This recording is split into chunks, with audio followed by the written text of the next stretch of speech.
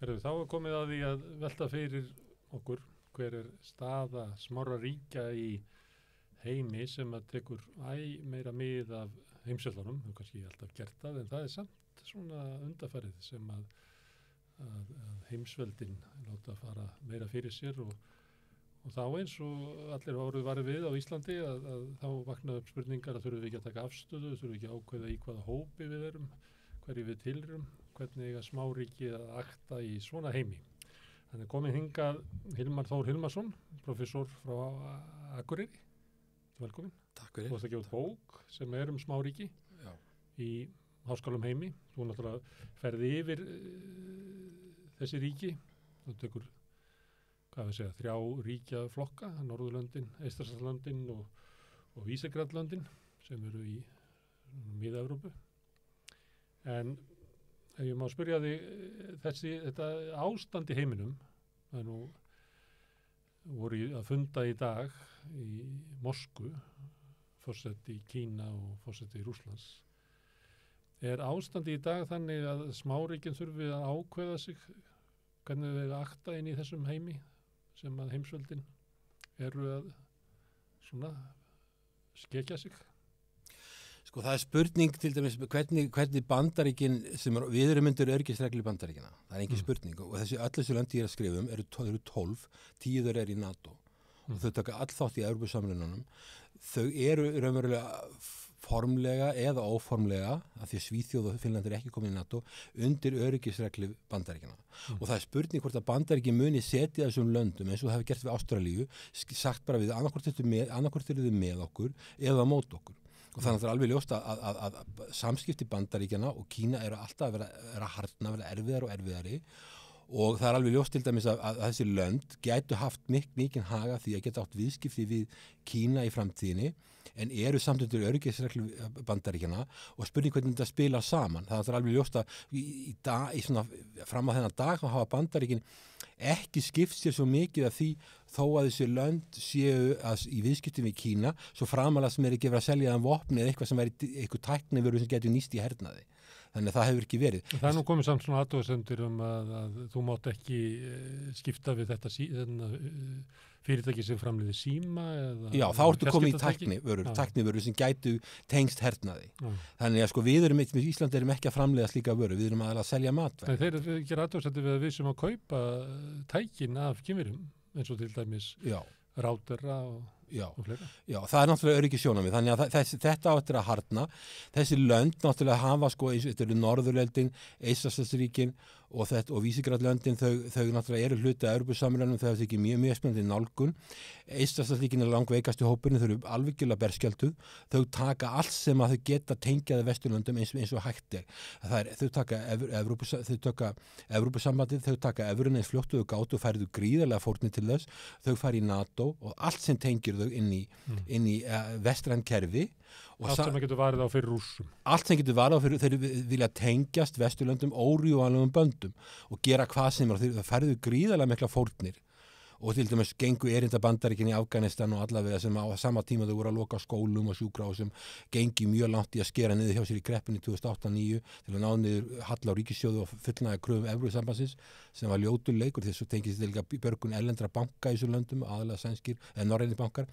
Þau ganga mjög langt í að reyna að skapa sér þá stöðu að þau séu örugg. Ef við skoðum Norðurlöndin þá eru þau út allt. Ég meina Ísland og Noregur utan Evrópusambandsins eru hluti af Evrópskefnaðarsvæðinu. Síðan eru 3 lönd þarna, Danmörk, Svíþjóð og Finnland í Evrópusambandinu en bara Finnland með evruna. Finnland algjörlega berskjalda með yfir 1300 kilometra langa landamæri, mjög óþægileg staða og Finnland náttúrulega vill er berskjald og vil tengjast eins og Eystrasaltsríkin eins nánu böndum eins og hægt er og það tekum eftir því að 95 fara Svíþjóð og Finnland inn í Evrópusambandið og það er engin tilvílun þessi tímasetning, hún er vegna þess að Sovétríkin féll 91 og leið og það gerðist þá treystuðu sér til þess að stíga þetta skref fari að sækja aðild að Evrópusambandinu eftir að Sovétríkin féllu og svo núna þegar þegar að Rússland ræðst á Úkraínu og veikt, það kemur ill út í hernaði, Úkraína að ná miklu betri árangri, þá sjáðu sér hagi því að stíga skrefið að fara í NATO. Þau hafa alltaf vilja að gera þetta, en þau hafa, og sérstaklega Finnar hafa verið skynsamir að því leyti velja réttu tímapunktana og þegar að þeir sækjum aðild, hvort það var Evrópusambandið, eða taka evruna, eða taka NATO, þá eru þeir alltaf tilbúnir. Ólíkt því sem við erum að tala um Úkraínu, það sem að Esturlendur að etja svolítið Úkraínu út í að fara út í eitthvað sem er hérna óraunhæft. Þannig að, og svo tekur Vísegrad-löndin, þá eru þau eru með, þrjúðar eru með landamæri við Úkraínu, þannig að þau eru öll verða fyrir miklum efnahagsáhrifum, óþægilegum áhrifum af þessu Úkraínu stríði. Tékkland miklu betur sett, sko, Slóvakía, Ungverjaland og Pólland eru þarna með landamæri við Úkraínu og svo Pólland og Rússland og svo Hvíta-Rússland.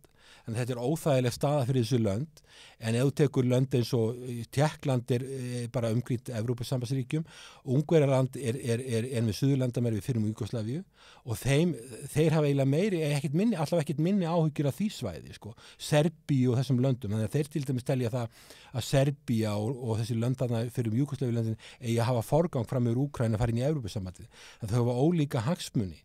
En það náttúrulega, Eystrasaltsríkin eru langmest berskjölduð og svo náttúrulega Finnland og svo náttúrulega líka Pólland í mjög erfiðri stöðu. Þeir eru með landamenn hérna við Kaliningrad sem herstöð og flotastöð.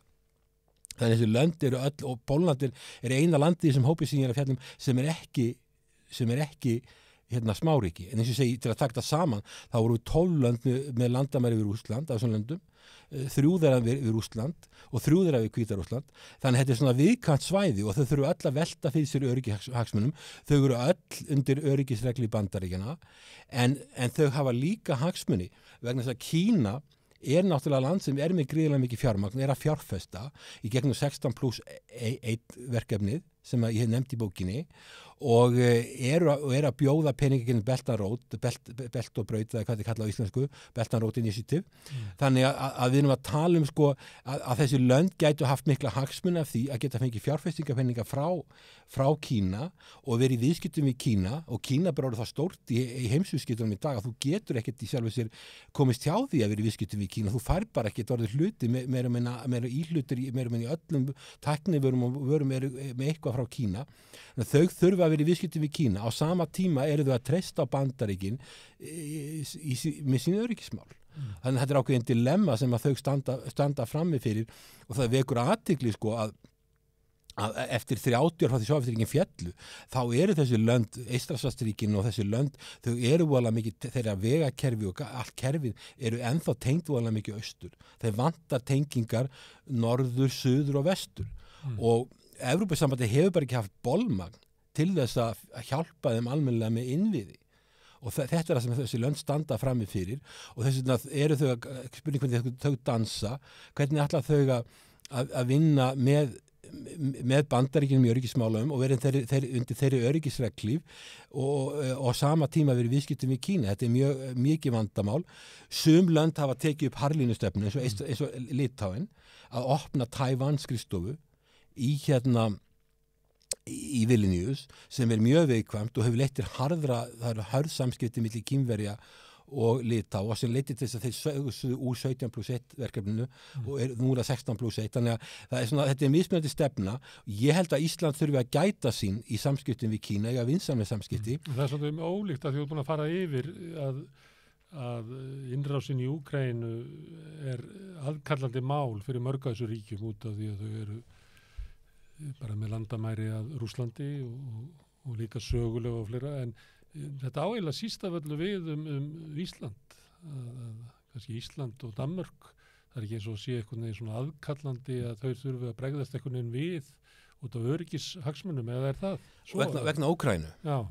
Sko við náttúrulega höfum það, við erum náttúrulega í Norður-Atlantshafi og við erum ekki minni landamæri og kannski við hugsum ekki mikið landamæri, við erum ekki með landamæri. Það skiptir alveg, okkar staðsetning skiptir alveg gríðarlega miklu máli. Við áttum með vinsamleg samskipti við Rússland alveg þangað til að Krímskeiðin var tekin og vorum í viðskipti við Sovétríkin á sínum tíma. Við höfum átt vinsamleg samskipti við Rússland og Sovétríkin langan tíma. Þannig og við eigum vinsamleg samskipti við Kína. Bandaríkjamenn hins vegar vilja ekki að við séum í miklu samskipti við Kína. Það sást til dæmis þegar Michael Pence kom hingað til Íslands.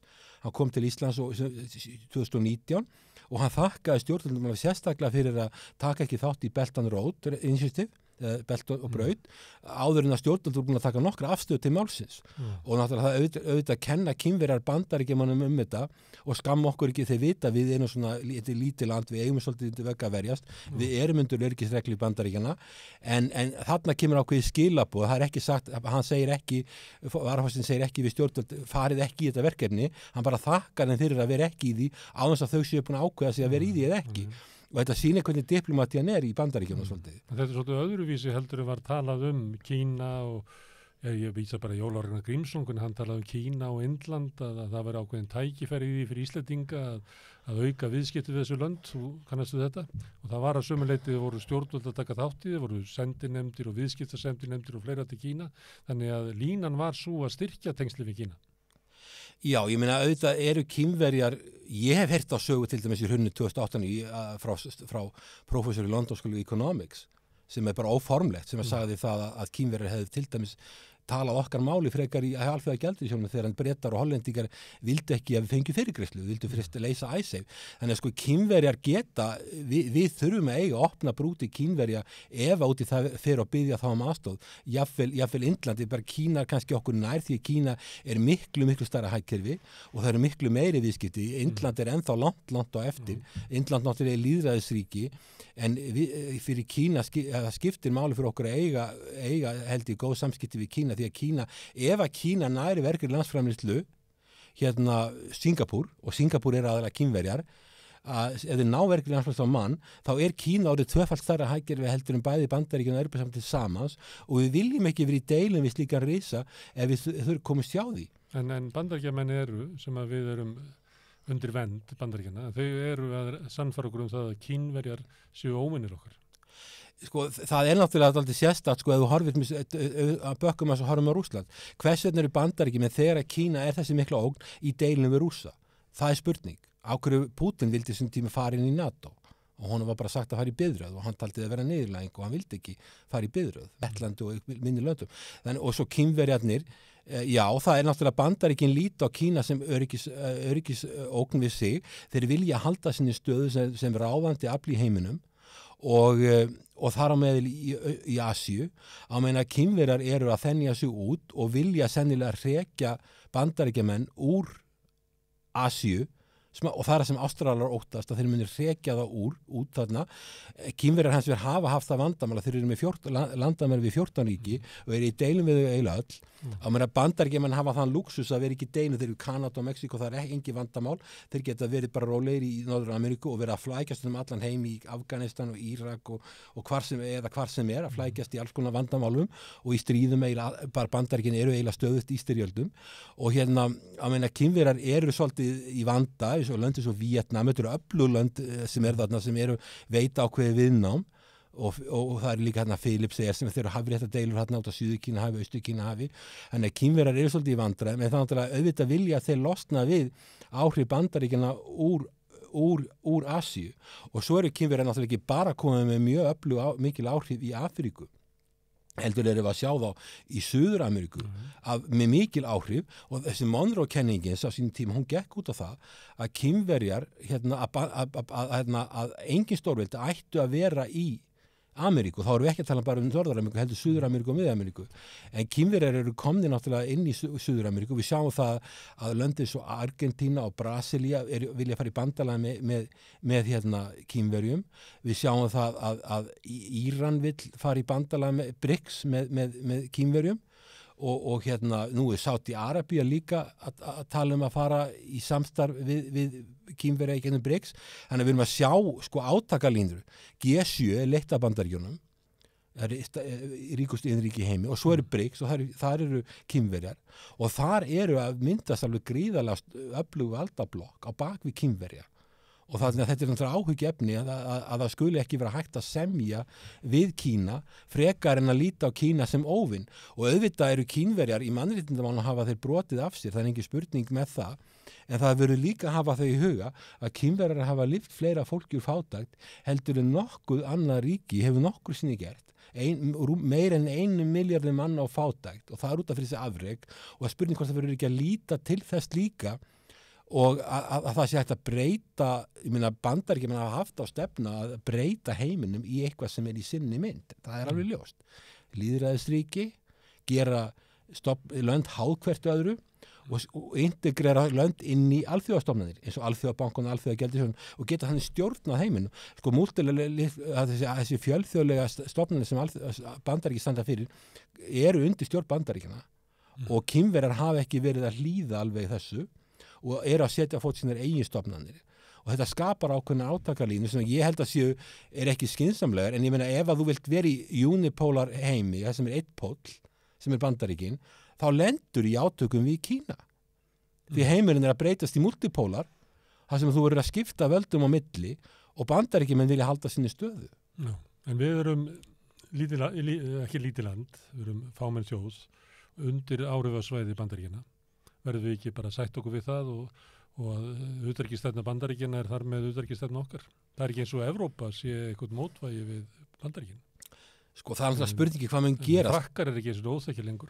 Það spurningi hvað mun gerast. Ef að Bandaríkin fara að færa sig meira og meira úr Evrópu, hvað gerir við þá? Það ekki eins og þeir séu að gera það. Þeir eru frekar að festa sig í Evrópu, í Úkraínu. Þeir voru byrjar á því að færa sig, en svo hefur Úkraínan láta sjálfsögðu tafið þetta mál. Að þau hafa tafið þetta mál að þar að segja Bandaríkin eiga ekki eins gott með. Sko Bandaríkin, það eru 3 svæði heiminn sem geta Bandaríkin máli. Það er Austur-Asía vegna Kína, það er Persaflóin vegna olíu og það er hérna Evrópa sem skiptir máli. Þetta eru 3 svæði. Bandaríkin í vandræðum alls staðar. Það er stríð í Úkraínu sem er proxy war. Stríðinu væri lokið eða Bandaríkin væri ekki með sína tækni, með sín vopnaðna. Í Persaflóin eru vandamál út af því að Persaflóin, Sádi-Arabía er komin er að halla sér að Kína og Íran náttúrulega var alltaf að senda vopn til Rússlands og svo ertu náttúrulega Tævan og öll þessi deilur í Kína í kringum Austur-Asíu, en að Bandaríkin í vandræðum þetta er átaka á öllum þessum stöðum og það er áhyggjefni. Fyrir okkur, við erum náttúrulega Bandaríkin voru fyrsta ríkið til að viðurkenna sjálfstæði okkar. Það voru linnar einhverjar tæpar 2 vikur, þá buðu Bandaríkin okkur að koma til Bretton Woods og stofna alþjóðabankan alþjóðagjaldeyrisjóðinn sem var mjög mikið mál fyrir Ísland á sín tíma, bara fyrir landi sem tákgrænt gildi. Danir gátu bara sendt 2 áheyrnarfulltrúa, við sendum stóra sendinefnd, einhverja 5-6 aðila, þannig að við vorum strax, höfðum háan prófíl í Bandaríkjunum, okkur er boðið í NATO 49, það gerur tvíhliða varnarsamning 51, þannig og við höfum haft, og það má segja það að þegar þorskastríði stóð yfir, eða landhelgisdeilan, þá voru Bandaríkjamenn með okkur, við höfum haft gagn af Bandaríkjunum, að mörgur leiti og ég held að við þurfum að reyna að varðveita þetta samband en hvort við gerum allt sem Bandaríkin segja eða ekki er annað mál. Við þurfum að hafa það í huga. Þegar átökin aukast í heiminum að þá er það krafa heimsveldana að þú gerir eins og þú ert í liðinu. Já. Og það er það sem ég er að segja, það er spurning hvað mun gerast, hvað mun Evrópa gera. Það eru sumir aðeins í Evrópu, svo Macron fórsti Frakklands, sem segir að Evrópa verði að stofna eigin her og Evrópa verði að verða stórveldi. Evrópa náttúrulega er stórveldi frá efnahagslu sjónarmiði. Það er engin spurning, þetta er mjög rík lönd þarna, frá efnahagslu korta Evrópa, en Evrópa er eina stórveldi sem er háð öðru stórveldi í öryggismálum og það er Bandaríkjunum. Hvað gerir Evrópa? Við höfum eftir að sjá það.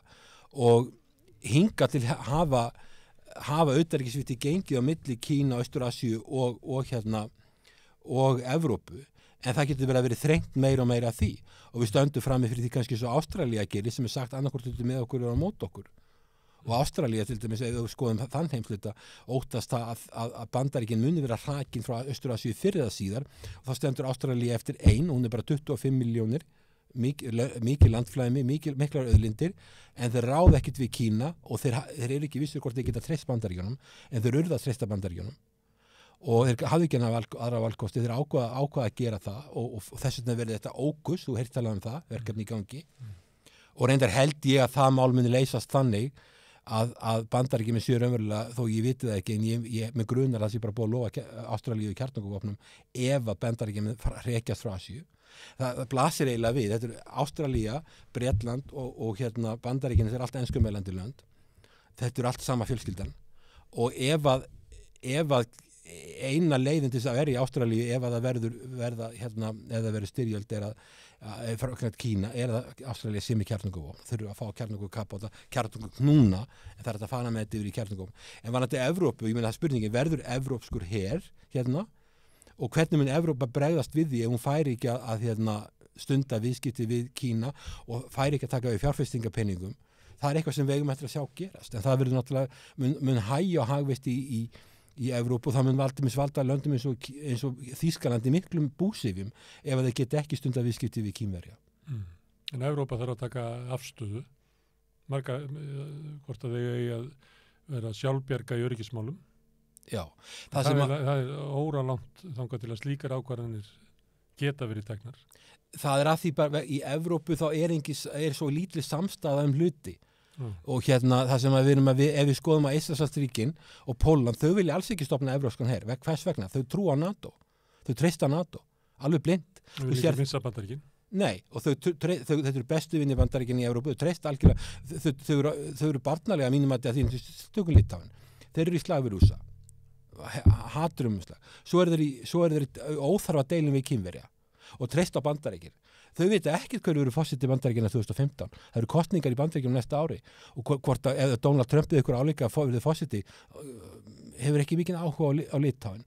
Þannig að og það finnst mér óskynsamleg utanríkisstefna, held ég að Litáir séu flestur á móti því sem stjórnvöld eru að gera. Og við þurfum að forða slíka hluti, að búa til óþarfa átakalínur. Nóg er vandinn samt, sko. Svo það segja að smáríki verði svona tipla svolítið í kringum stórveldinu.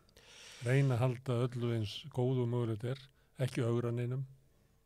Já, ég held að við þurfum við erum vestrænt ríki, við erum með vestrænt efnahagskerfi, stjórnkerfi, gildi og mannréttindamál við erum með vestrænt gildi að við eigum engan kostanan að vera í hóp Evrópuríkja og Bandaríkjanna, við Norður-Ameríku. Þetta er okkar fjölskylda, við erum í þessu. Við erum NATO.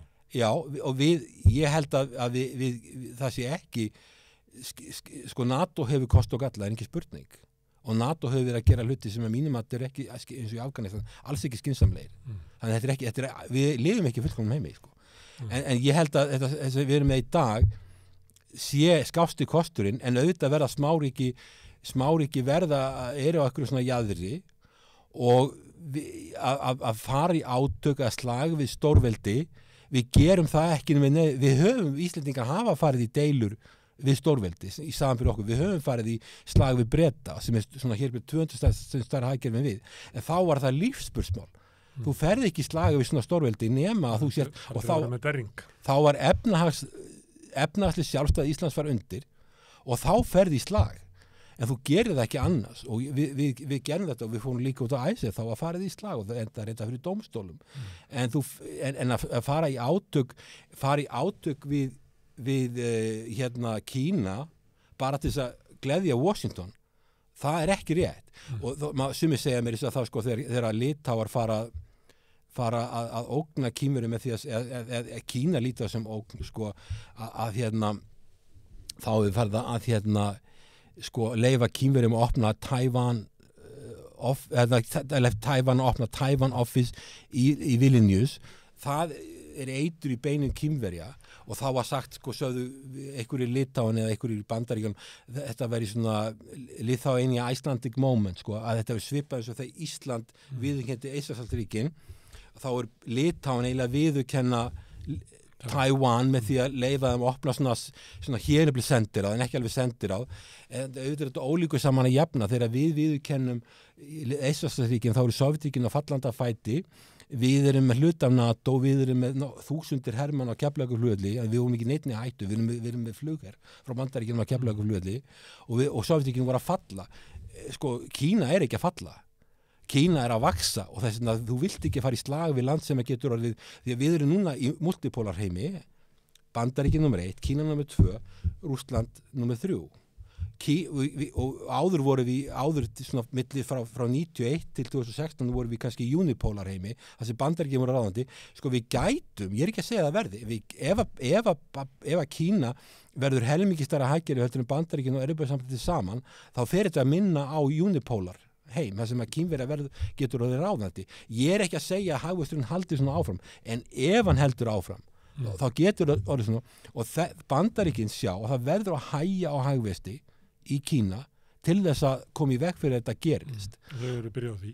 Það er bara hluta utanríkisstjórnar Bandaríkjanna að hægja á vexti Kína. Já, það er bara alveg lógist. Ef ég er í Bandaríkjunum, þá er eitur í beinum mínum að Kína sé að vaxa svona mikið, því að ég veit að efnaðastyrkur breytist mjög fljótlega í hernaðastyrk. Þess vegna vil ég hægja á hagvexti í Kína. Og það sem er svona ironi, það sem er svona kaltæni í þessu öllu saman er það, hverjir gerðu Kína stórveldi? Voru það Kínverjar? Nei, það voru Bandaríkjamenn. Þeir hleyptu Kínverjum inn í Bretton Woods-stofnanir, Alþjóðabankann, Alþjóðagjaldeyrissjóðinn. Þessar stofnanir unnu baki brotna því að breyta Kína í markaðshagkerfi. Þeir gerðu þetta og þessar stofnanir kunna það. Fluttu störf þangað til þess að lækka launakostnað. Já, og að nýta sér vinnu, allt þetta. Og þau breyta Kína og það var trú aðila, það var alltaf to engage China, var alltaf sagt í Bandaríkjunum í Washington, to engage China, en þeir gerði sér ekki grein fyrir því ef þeir eru að Kínverja gátu tekið upp markaðshagkerfið en sleppt lýðræðinu og sleppt þessum mannréttindum og öllu þessum pakka, þessum vestrænu gildum, gerðu það og þá finnst Vesturlöndum, þau sitja með sártenni, þannig er búið að búa til eitthvað stórveldi sem er bara öðruvís en við og er ekkert að fara að taka upp lýðræði í fyrirsjáanlegri framtíð og það er náttúrulega bara barnaskapur að halda það að sé að breyta þetta snýst vola mikið það að það átt að endurskapa heiminn í mynd Vestur-Evrópu, Vesturlanda lýðræðisríki, lönd séu háð hvert öðru og allir ríki séu í sömu alþjóðastofnunum. Þetta átt að vera svona klubbur, allir eins. Þetta brást.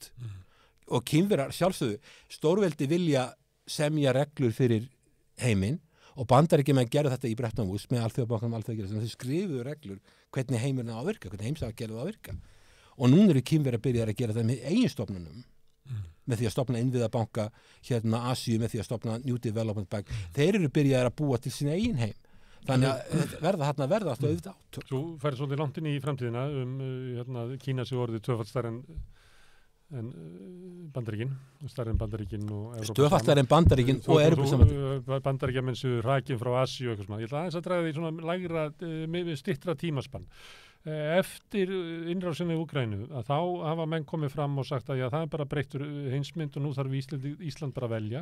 Til dæmis Gylfi Zoëga hagfræðingur segir að heimurinn er bara breyttur og eðlilegt Ísland bara gangi inn í Evrópusambandið því að það er eitthvað voveigilegt í heiminum og þá er betra bara að vera innan múra. En nú ert þú svolítið að tala um það að við eigum að vera undir vita það að við erum undir áhrifasvæði Bandaríkjanna en við verðum að halda góðu sambandi við Kína og annað slíkt, halda því áfram en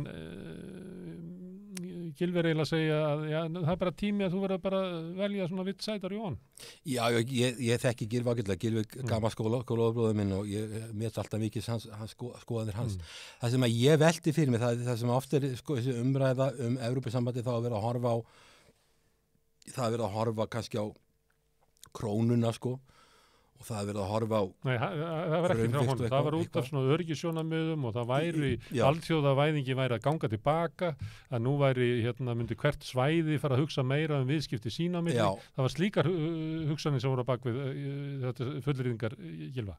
En það sem ég myndi segja það varðandi Evrópusambandið. Evrópusambandið er núna 27 lönd og það er ósamstaða og þau eru ósamstíga. Hvaða lönd er það sem vilja fara inn í Evrópusambandið núna sem er að sækjum? Ef við förum í Evrópusambandið þá erum við ekki að hugsa 1 ár, við erum að hugsa áratugi, því við förum ekkert inn og svo bara út aftur. Hvaða lönd er að sækjum að fara inn í Evrópusambandið núna? Albanía, Úkraína, Moldóva, Norður-Makedónía, Svartfjallaland, Serbía, Tyrkland, Úkraína. Og hvað gerir, og svo er Bosnia-Herzegovina og svo er Kosovo að sækjum að fara þarna inn. Nú segjum að þessi lönd fari inn á næstu áratugum og við erum alltaf komin inn. Þetta eru all lönd sem að þurfa mikla aðstoð, eru öll fátæk. Og það sem gerist líka þá leið, ef þetta gerist, þá breytast á alltaf hlutdeildinni Evrópusambandsins, þannig að fátækulöndin verða komin í meirihluta. Þau komin í meirihluti í Evrópuþinginu og þau verða komin í meirihluti í öðrum stofnunum. og þau vilja öll komast á velferð, sko, þau vilja öll komast fá aðstoð, þau þurfa aðstoð og þau telja sig rétt á því. Tyrkland 85 milljónir, Úkraína 40 milljónir, hinn eru fámennari. Þetta ofboðslega mikið. Og því stefnaðskerfi ráð ekki við að halda svo gangandi? Nei, þetta er súpa vandamála og sko,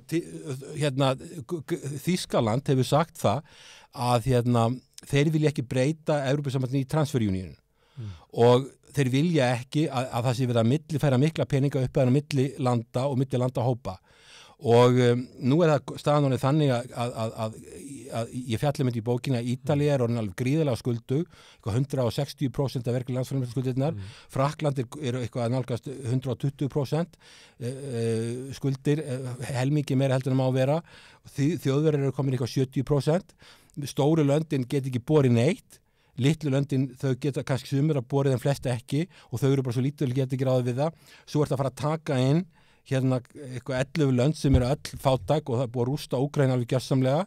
Þannig sko ég bara segja það, ég ekki að segja, eða eigum ekki að fara inn í Evrópusambandið, ég ekki að segja það. Ég bara að segja það, við þurfum að hugsa fram í tíman og hvers konar samband verður þetta ef þessi lönd öll fara inn, þau eru öll að búið að samþykja þau sem umsóknaríki, candidate countries, nema þau eru potential countries Kosovo og Bosnia-Herzegovina. Við þurfum að hugsa fram fyrir nefið okkur hvers konar samband þetta er og hvort við viljum vera þarna inni eða hvort það sem okkur vantar aðalega aðgangur að sameiginlegu markaði og við tökum eftir því að ríkulöndin sem eiga peninga og standa vel, Noregur og Sviss, þeim dettur ekki til hugar að fara þarna inn. Það ekki að fara að gerast. Ef að Noregur fær inn, þá myndum við þurfa að endurhugsa allt sem við erum að gera því að Noregur borgar okkar aðganga samir Evrópska efnasvæði sem við erum að flytja 2/3 okkar útlýnsins inn á svæði ef að Noregur færi út þá þeir borga aðgang okkar að þessu svæði. Það myndi ekki nenn að hafa okkur í Evrópska efnasvæði. Við gætum ekki, Liechtenstein og Ísland gæti ekki borðið uppi og Sviss er með tvíhliða samningu á Evrópusambandið, þeir eru ekki hluta Evrópska efnasvæðinu. Þú vilt ekki gera bandalag við Breta og ná samningu við Evrópska efnasvæði?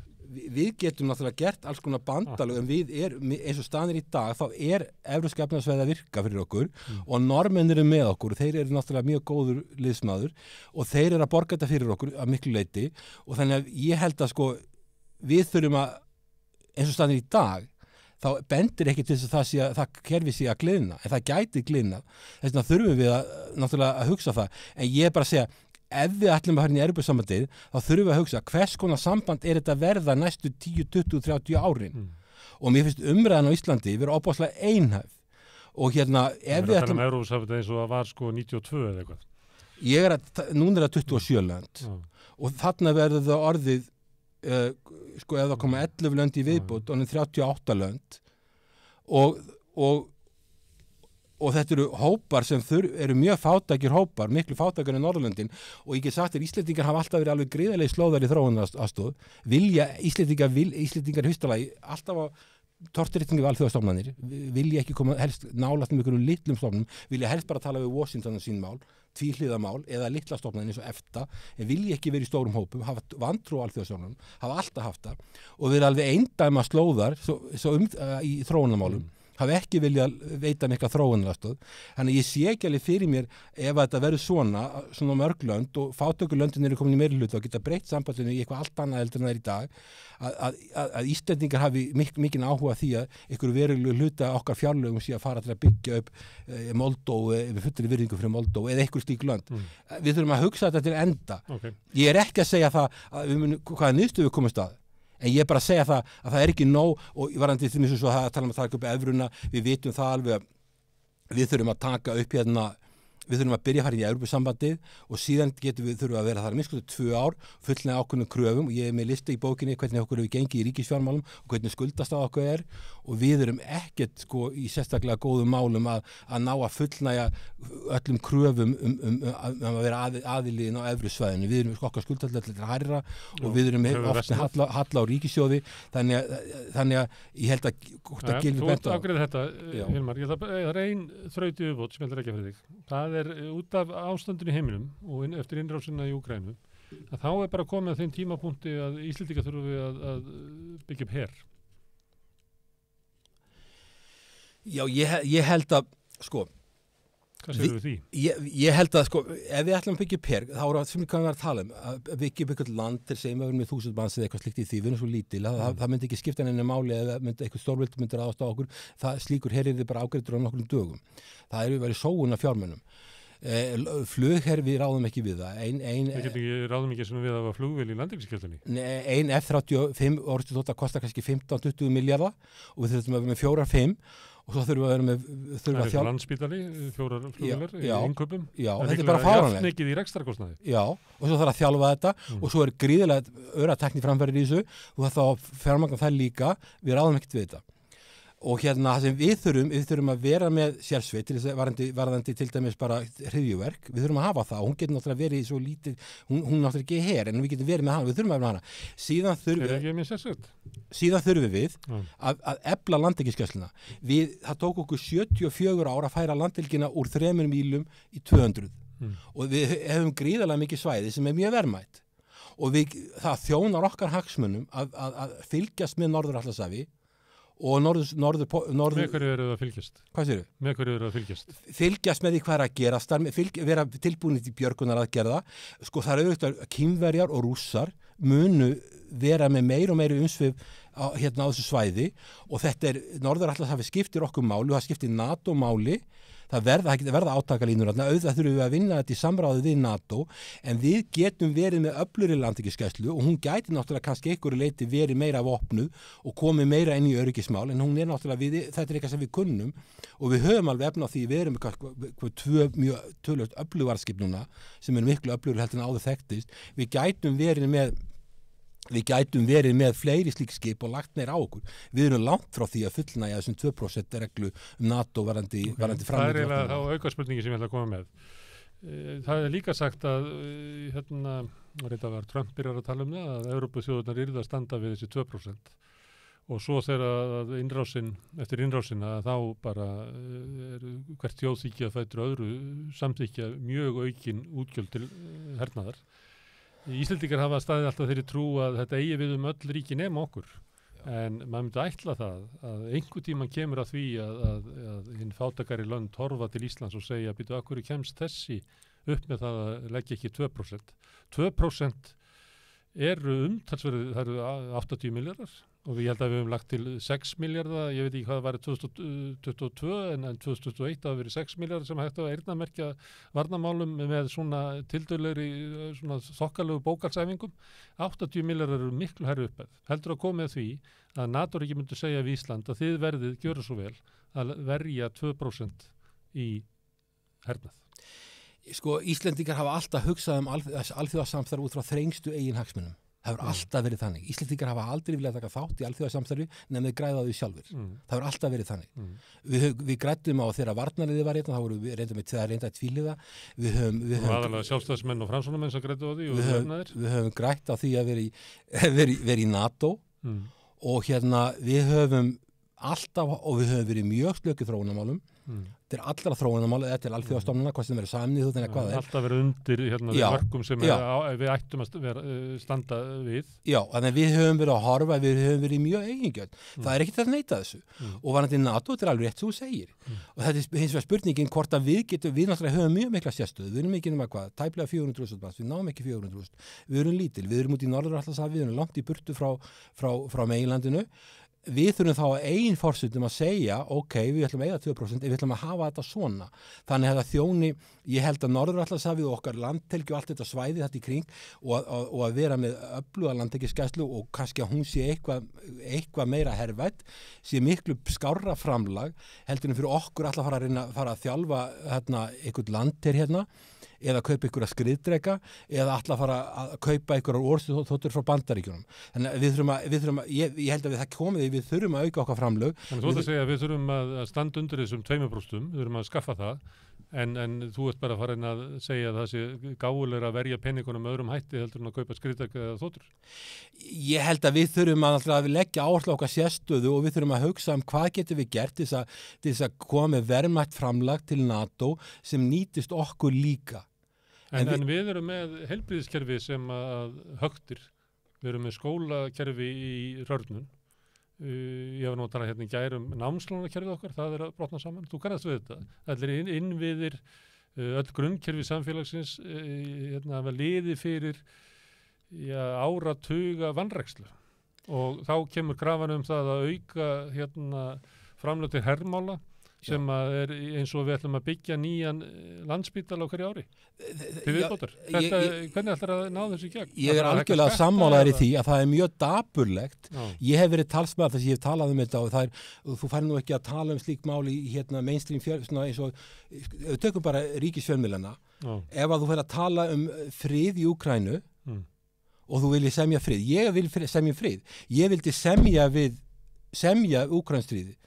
Ef að þú segir það og kemst ekki að þú verður að vera hernaðarsinni til þess að fá að tala, hafa ykkur rödd í samfélaginu og ég alveg sammála, þetta mjög dapurlegt þegar okkur vantar að byggja upp og sko íslenska heilbrigðiskerfið hefur galla og menntakerfið en það sterkara heldur flest menntakerfi í Evrópu heilbrigðiskerfi og okkar vel, ef við skoðum í bókinni þá ég að sína fátækt og tekjujöfnuð og slíka hluti, við komum allstaðar mjög vel út, við erum með mjög litla fátækt og við erum með gott heilbrigðiskerfi og ég sýni að COVID þá fjallaði ég það, okkur náðum góðum árangri þar í samanburði við aðra, okkar framlög samkvæmt tölum sem ég með til heilbrigðismála eru tiltölulega góð, mér sýndist að við verum nálægt 1 milljarð mann á hvern íbúa á Íslandi í heilbrigðismál, 1 milljón á hvern mann á hverju ári, það var eitthvað slíka tölu sem ég sá sem hefur að skoða Eurostat, þannig við erum að standa okkur tiltölulega vel, við erum langt í frá að vera fullkomin, en það einmitt alveg dapurlegt að meðan að við erum meðan að mörg lönd að fara ekki mikla þrengingar, þá verið að auka útgjöld til hermála. Og þetta náttúrulega mjög sorglegt og hvað það sem keyrir áfram stríðið í Úkraínu? Það náttúrulega eru Bandaríkin eftir proxy war, Bandaríkin eru þarna náttúrulega mikill hernaður innar á bakvið þetta sem þarf að hafa stríð til þess að geta haldið áfram að framleiða. Og þarna eru náttúrulega hernar og hergagnaðinnar mjög farin að ráða og Evrópa dansar með þessu og ég hefði talið það að til dæmis sko ég tel að stækkun NATO til austurs séu mistök. Sko, það var alveg óþarfa að taka Úkraínin.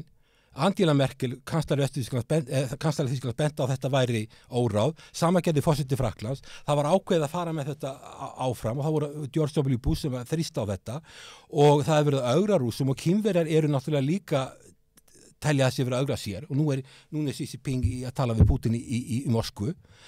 Þeir líta á þessum mál. Er þetta að segja það að með þessari stefnu NATO sem að fara til austurs, að niðurstaðan svo að Evrópuþjóðirnar þurfa að auka peninga til hermála sem afleiðingu af þessu, í staðin fyrir það að byggja upp velferðarkerfi eða þannig að þessi stefna gætur aukið á, hvað við að segja, félagslegan óróleika í Evrópu vegna þess að það að fara nýjir peningar til hermála sem hefðu átt að fara til þess að styrkja samfélaginu. Það alveg klárt að þetta eru rangar áherslur að mínu mati.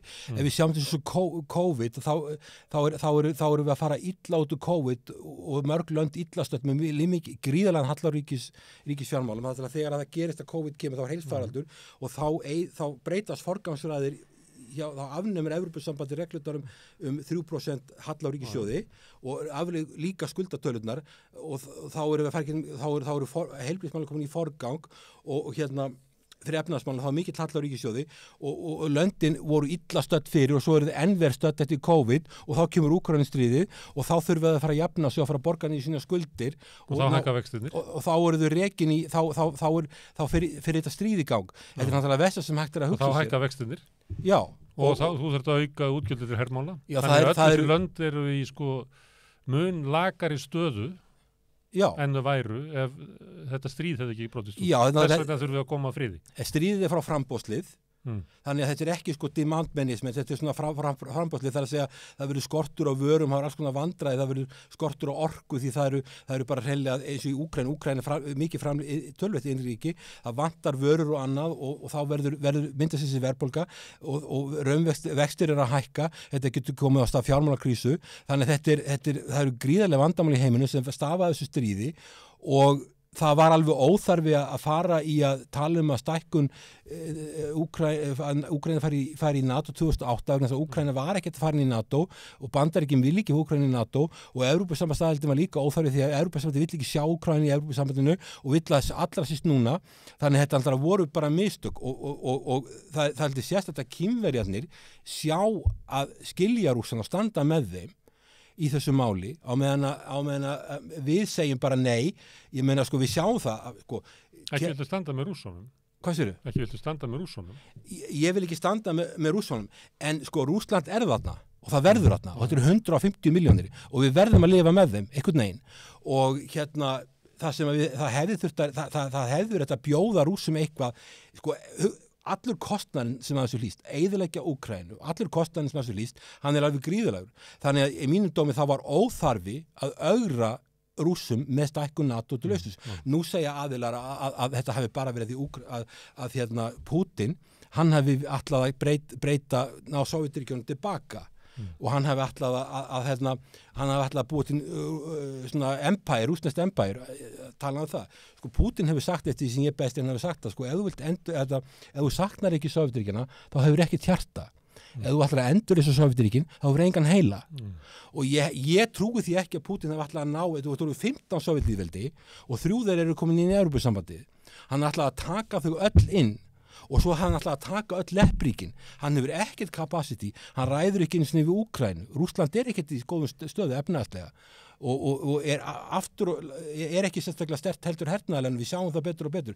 Ég trúi þessu ekki, ég held að það hafi verið óþarfa ögrun og þetta hafi ekki verið svo þörf fyrir það vegna þess að Vesturlönd voru ekki tilbúin að stíga þessi skref hvort þið var. Þannig að ég held að sko Vesturlönd hafa sumleiti verið klaufsk að eiga við Rússland. Til dæmis tökum Búdapest. Þau eru að borga kostnað við það núna. Þetta er Búdapest samkomulagið. Hverju voru það sem að sögðu Úkraína láta að hendi sín kjarnorkuvopn til Rússlands? Hverju voru það? Voru það Rússar? Nei, það voru Bretar og Bandaríkjamenn sem gerðu það. Sögðum að láta hendi sín kjarnorkuvopn. Ég hefði ekki gert það. Nei. Þetta var gert í 1994. En Hilmar, ég var að því áðan fórstu svo langt inn í framtíðina, nú ertu komin svo langt inn í fortíðina. Ég er eiginlega bara að spyrja sko afleiðingarnar fyrir Evrópu og okkur náttúrulega. Þetta með að komi allt í nú krafa ofan á eftir COVID, eins og þú ert að benda á, þá aukast skuldir ríkjana. Síðan kemur innrásin, vextin hækka, þannig að skuldirna verða þungbærari. Þá er samhliða krafa að verja stærri hluta af ríkisútgjöldum til hernaðar sem að veikir umverulega möguleika ríkjana á að reka velferðaríki. Já, það er alveg klárt. Og getur kallað yfir sko félagslega upplausn í Evrópu. Já, það er alveg klárt. Og varandi Ísland náttúrulega þá eru við langt frá því að fullnægja þessum kröfum, en til dæmis við tökum Pólland og Íslandsstríkin, þau eru þegar komnir yfir þetta og fram yfir. Það er rosalega sóun í þeim löndum að eyða peningunum í þetta. Auðvitað er þetta sóun og sérstaklega tekur eins og Íslandsstríkin sem er ekki með neinn velferðarkerfi, telja sig ekki hafa efna að vera með neinn velferðarkerfi. Þau eru búin að missa mikið af sínu unga fólki út. Þannig að þau til dæmis bara, af því þau eru búin að missa út fólki sem er á háskólaaldri. Ég meina, Íslandsstríkin þegar þau eru sjálfstæð, þá voru þau eitthvað þau voru eitthvað 8 milljónir og Svíþjóð sama, 8 milljónir. Nú eru þau innan við 6 milljónir og Svíþjóð yfir 10. Og þau eru búin að missa sitt yngsta fólk út, þá skattgrunnurinn er farin, þau get ekki farið tilbaka í velferðarkerfi því að fólki sem borgar skatt og myndi að halda þessu upp er farið. Og svo eiga þau núna að fara að eyða meira til hernaðarmála, skilurðu, í stað, og þau voru að senda heri til Afganistan á sín tíma 2008-2009, þá voru þau á sama tíma að loka skólum og heilbrigðiskerfinu, en það er algjörlega rangar áherslur, ég er algjörlega sammálaður í því. En það lítur eftir þetta að forseta þess að byggja upp velferð í álfunni og er að þessi friður í henni. Já, ég er alveg sammála því, en ég meina auðvitað þurfum við Íslendingar höfum samt sem áður í öryggismálum verið eftirbátar í NATO og við vilja vera þar, en það eru mörg lönd eins og Pólland og lönd að fara langt fram með þessi 2%. Og það er ákveðin sóun og líka þegar löndin eru orðið mjög skuldu og þá breytast forgangsraðirnar, en ég meina þetta er staðan sem við stöndum fram fyrir í Úkraínu. Staðan í Úkraínu þannig í dag að báðir ætla að vinna. Forseti Frakkland segir að Úkraína verða að vinna en Rússland megi ekki tapa og fyrir mér það ekki hægt sko, annarkort, það getur ekki báður unnið og ef einn vinnur þá tapar hinn og ég skil ekki alveg hvað hann að fara en það sem að í dag það að Úkraínumenn gera kröfur á Rússa, þeir gefi all land eftir og áður en að byrja að semja við þá sama gera Rússar, ef að þið ætlið að semja við okkur, þá verður það viðurkenna við erum með 120.000 ferkilometra af Austur-Úkraínu á okkar valdi pluss Krímskagan og þetta þýðir áframhaldandi stríð í Evrópu. Kannski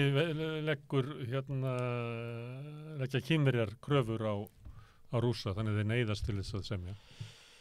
Sko Kínverjar... Væntingar fundin í forsetana? Sko Kínverjar hafa sagt það, ég er nú með þessa pappíra fyrir fram með það sem að þeir segja sko, þeir segja að þeir tala respecting the sovereignty of all countries, the sovereignty, independence and territorial integrity of all countries must be effectively upheld, segja þeir. Og það segja að þú verður að virða landamæri og sjálfstæði ríkja en það bara vandamálið í þessu að hvað kalla þeir að landamærin séu Rússar eru búin að innlima stóra hluta af Úkraínu og þýðir þetta það hvaða landamæri viðurkenna Kínverjar eru hallin undir Rússa. Ég heldur að það geti verið þannig að Kínverjar hafa hagað því að verið samið frið. Ég held að Kínverjar ekki hagað því að verið samið Kínverjar hafa enga sérstakann hagað því þeir vilja þeir hafa mikið bæði Bandaríkin og Kína þeim ósart það að þetta stríð var í næstu árin. Sko Kínverjar náttúrulega í valdabröldi í baráttu við Bandaríkjamenn og þeir þurfa að hafa aðganga að Rússlandi og kannski veikingur Rússlands kannski ekki verra fyrir þá. Þeim sárvantar auðlindir. Nú verið að færa gasleiðslurnar sem að Nord Stream 2 var eyðilagt og þá verið að byggja Power Siberia 2 leiðslu. Kínverjar vilja fá gasi frá sem Evrópa átt að fá til sín. Þannig að sko það ekkert alveg augljóst hvar þeirra hagsmunir liggja. Þeir þurfa auðlindir frá Rússlandi. Þeir gætu líka þurft land frá Rússlandi.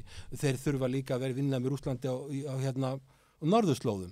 Þannig að sko ég veit ekki, ég hefði sko ef þú ert að hugsa land sem gæti raunverulega kannski verið milligöngu aðili, þá finnst mér eiginlega sko Indland vera frekar land sem gæti gert það. Þeir eru að mæta á G7 fundi hjá Bandaríkjunum, þeir eru í BRICS með Kína, þeir kaupa vopn á Rússlandi. Sko þeir fengu Sáta og Írani til að tala saman sem nú eiginlega afrek. Já, og það vekur athygli ef þú tekur BRICS að Kínverjarnir eru að taka forystu og þeir eru að fá lönd inn, það ekki bara sko, það eru Indlandir með þeim í BRICS og það eru Suður-Afríka og það Kína og Rússland þarna líka og svo vill Argentína koma inn, Íran vill fara inn, Sádi-Arabía vill fara inn og Brasília þarna fyrir. Þannig þú sér bara að þetta gríðarleg valdablokk sem að myndast á bak við Kína og þess vegna hefðir þess vegna getur ágætt fyrir Kínverja að Evrópa sé veik.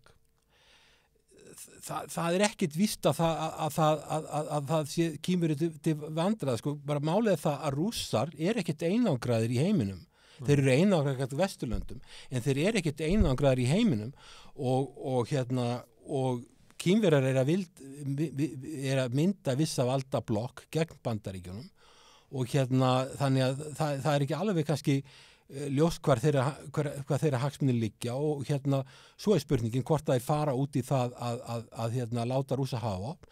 Það má spyrja sig ef að Vesturlönd geta látið Úkraínu hafa vopn, ég meina geta þá Kínverjar þetta á ekki allt til fjandans í heiminum ef Kínverjar fara að skaffa Rússum vopn. Við náttúrulega Kínverjar hafa taktu Víetnamstríðið. Kínverjar og Sovétríkin þá var Kína ekki það sem að Kína í dag. Nei, en það alveg rétt, það komið kjarnunguvopn. Jú, þess vegna hef ég verið að segja það skiptir svo miklu máli að loka þessu stríði vegna þess að það er svo mikil hætta eftir sem þetta dregst á langinn, þá er svo mikil hætta á útbreiðslu á þessu stríði. Það er svo mikil hætta á útbreiðslu og hún alltaf í staður og það er spurningin nú verið að tala að fara með orðstótturinn sem árásávopn. Og stríð bara, þau stækka og breiðast út ef þau eru ekki stoppuð, það bara hann. Já, þau stækka og breiðast út og það alltaf að vera meira hætta og það sem að Putin gæti ef hann telur sig ekki eiga, þess vegna segir Macron sko, Úkraína þarf að vinna en Putin má ekki tapa, að það má ekki ganga langt því að hann gæti sagt bara okkur, ég sprengi kjarnorkusprengju í Vestur-Úkraínu bara eins langt frá landamærum Rússlands sem ég get, hann gæti gert það og ég held að þá myndi stríðinu vera lokið eins og skott. Vesturlönd myndi segja, sko, við ætlum ekki að fara í kjarnorkustríð fyrir Úkraínu, þá er þessu lokað eins og skott. Það held ég. Herðu, Hilmar, það er gaman að tala við þetta. Þú er lífandi á þessu. Gaman að tala við bara allan heiminn, voru ekki að tala allan heiminn? Ég held það. Já, þú stjórnar, takk að þér. Gerðakir. Herðu, við snúum okkur að næsta máli eftir augnablik. Er rétt að greiða lágmarkslaun fyrir hámarksábyrgð? Til að manna mikilvægustu störfin þarf mannsæmandi laun. Efling stéttarfélag. Með því að ganga í leigjendasamtökin styður þú baráttu leigjenda. Leigjendasamtökin eru fyrir alla þá sem vilja berjast fyrir. Samstöðin er á öllum hlaðvarpsveitum. Rauðaborðið, Sanna Reykjavík, Samtal á sunnudegi og helgispjall.